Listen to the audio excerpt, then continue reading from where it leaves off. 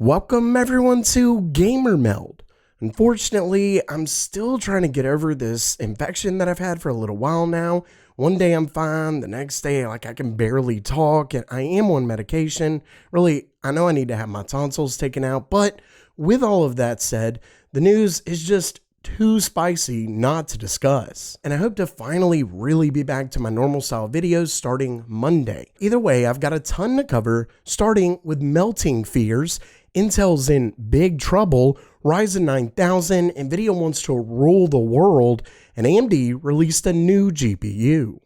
Okay, it's news time, man. First up for today, we've seen it many times before, but this one is at least seemingly a little unique. As you can see, it says the RTX 4090 16-pin connector melted after 1 year of usage. When we move down here, reports of melting 16-pin power connectors have dried up in recent months, and they go on to discuss the fact that apparently it can happen even later. See, so far we hadn't really seen one in quite a while, which kind of told people that, okay, if yours didn't die after, say, 6 months or so, it's probably not going to. But with the fact that this one, after a full year of use, was completely fine, and then it just died. So that's obviously a pretty major problem for anyone who thought that they were in the clear, and it's definitely something that you at least want to make 100% sure. Well, for one, obviously that it's inserted completely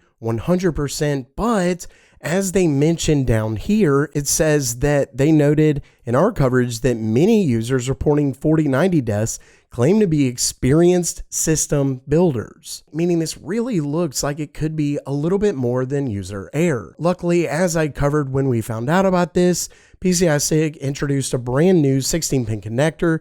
It was dubbed the 12V 2x6 power connector, and it apparently solves just about all of these issues. I went over every one of the changes in a video a little while back, but basically they moved the pins back, so if it wasn't inserted all the way, it just won't work. So it forces you to insert it all the way. Then they up the power delivery and a few other things. And like I said in that video, with the fact that they didn't just focus on making sure it's inserted all the way, that kind of tells me that that really isn't the absolute end-all be-all issue. Luckily though, as they state, the new connector has been rolling out to RTX 4090s as well as other cards like the 4070. So hopefully this won't be an issue anytime again in the future, but at least for those who purchased the 4090 when it was first released up until they started getting that new connector, I would at least look out for it.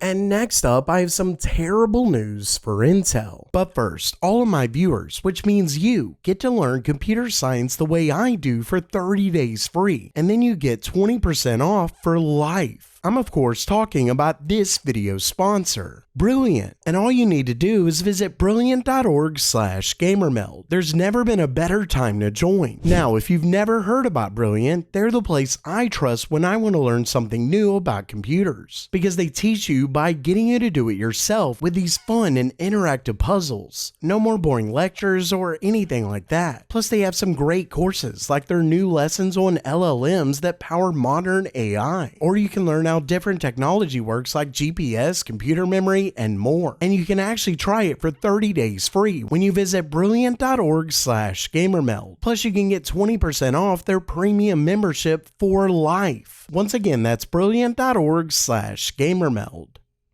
Now back to the story. If you've been following this channel, you know that a little while back, it became fairly clear that Intel was likely going to be canceling Meteor Lake for their desktop CPUs. Instead, they were going to be releasing a Raptor Lake refresh. And I've covered that for a little while, but the interesting part is the fact that because they are effectively skipping Meteor Lake, their next generation is going to be their Arrow Lake lineup. And that means for Arrow Lake, there's actually going to be a 2-node change from Raptor Lake. So it's going from Intel 7, skipping Intel 4, and going straight to Intel 20A. And because of that, it was looking like Arrow Lake was set to be the very serious performance jump that Intel owners were waiting for. Unfortunately, if this is right, it could be really bad news for Intel. As you can see right here, this slide was actually found and shared by Video Cards, and when we look, it actually talks single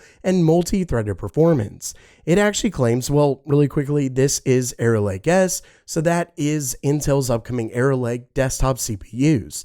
And according to this, it claims up to 1.15 times for multi-threading and 1.05 for single-threaded performance gains. Basically, if this is right, and they are in fact comparing it to the Raptor Lake refresh, Arrow Lake could only get a 5% single-threaded performance gain and just a 15% multi-threaded. This almost looks like just another refresh over Arrow Lake. Hopefully it isn't right, but obviously it does look like a slide that was made. It looks pretty well. Video Cards is the one reporting on it. They have obviously been very accurate many times in the past, so at least for now, this looks really, really bad. And in fact, it's looking even worse when we move on to Ryzen 9000. As you can see right here, this is done by Red Gaming Tech, and it's talking about Zen 6's core count. So not Ryzen 8000, but Ryzen 9000. And Ryzen 9000 is set to be the one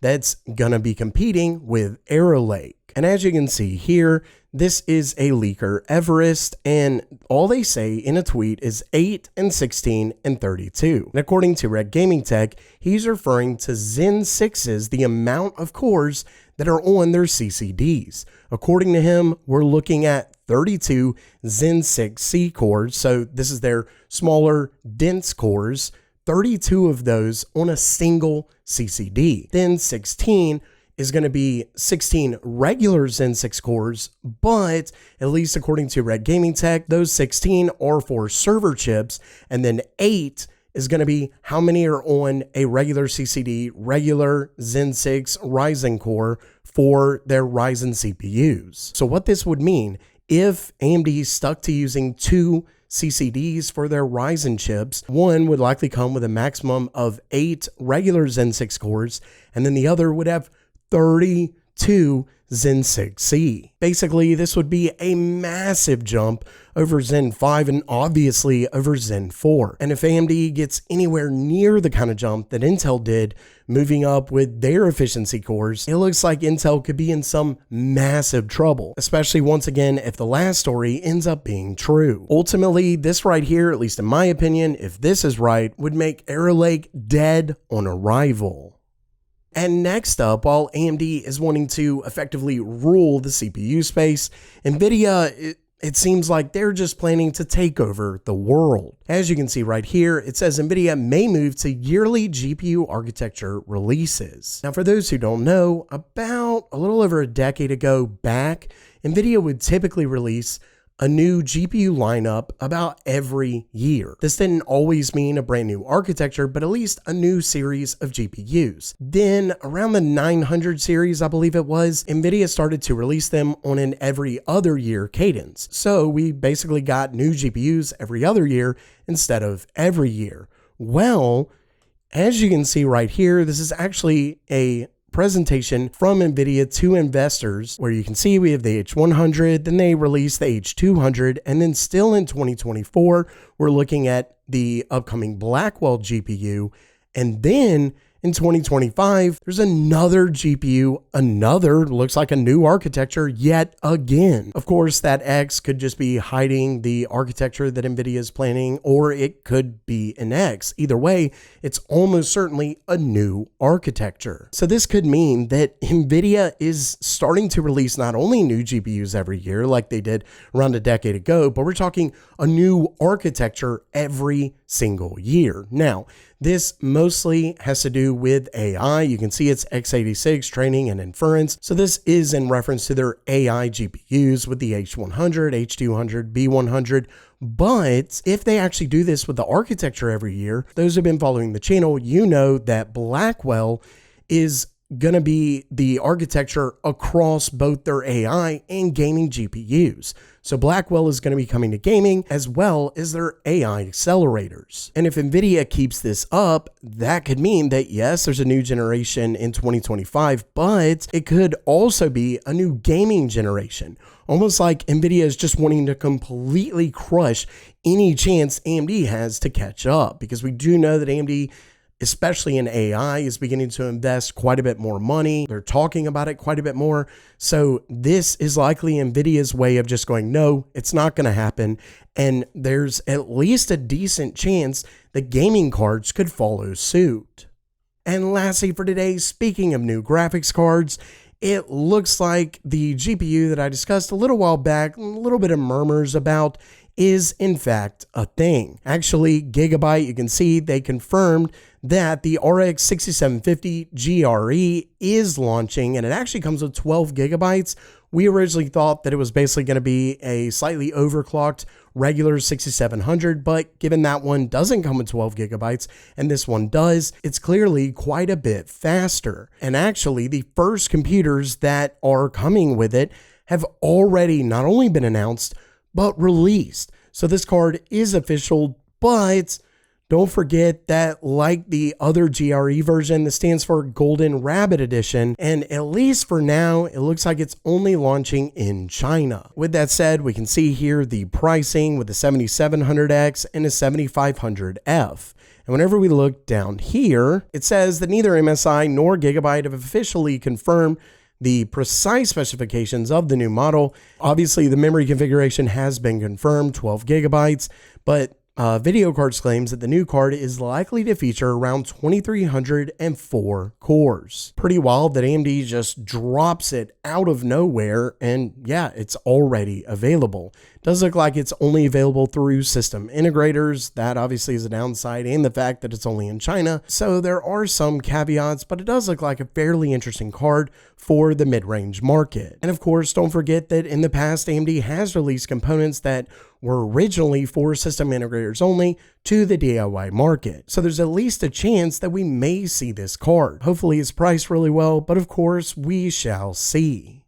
So while that does it for today, are you pumped for Nvidia to release new cards every year? Or are you just bummed about Intel's Arrow Lake? Let me know down in the comments below. And don't forget to try out Brilliant for free at brilliant.org/gamermeld. And as always, have a great day.